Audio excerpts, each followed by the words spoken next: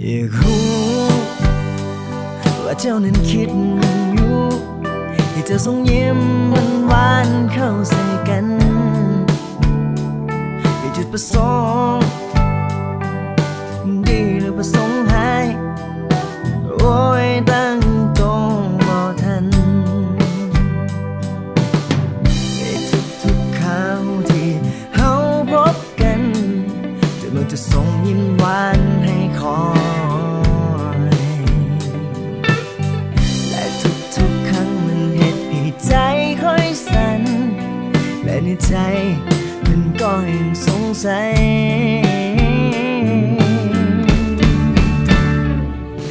นั้นมาที่หัวใจเข้ามาท้าวันกันข้างๆและเข้ามาถามเรื่องเล่าความหาสองเฮาจะเริ่มต้นกันยังไงหากเจอบ่มากบ่ต้องมาท้าคอยเสียหลักแค่ต้องหาและเข้ามารักหัวใจค่อยไปเพราะใจมันนอนไว้กันเข้าใจอีตนคอยแน่หากเจ้าบ่มีใจให้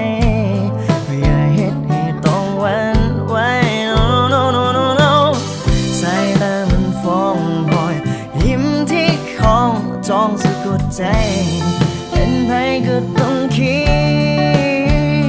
ดจะมีใจ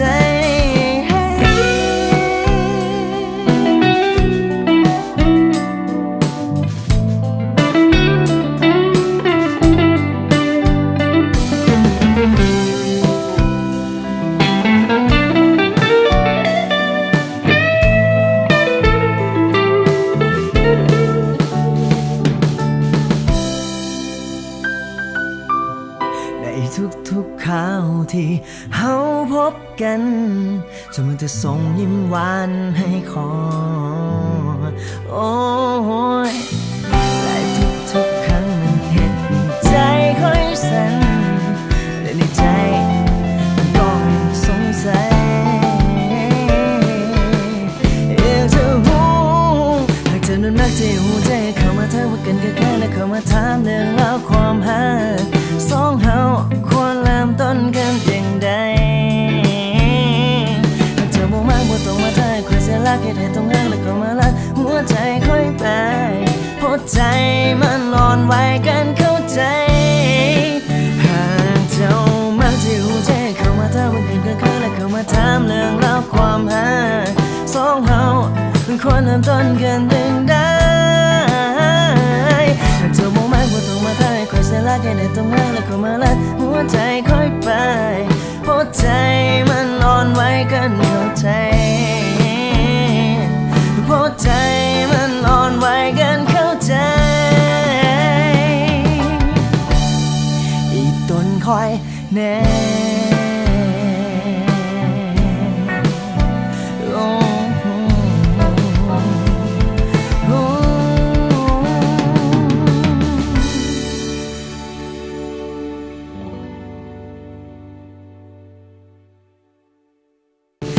นั้นมาที่หัวใจเข้ามาท้าวันกันข้างๆและเข้ามาถามเรื่องราวความหา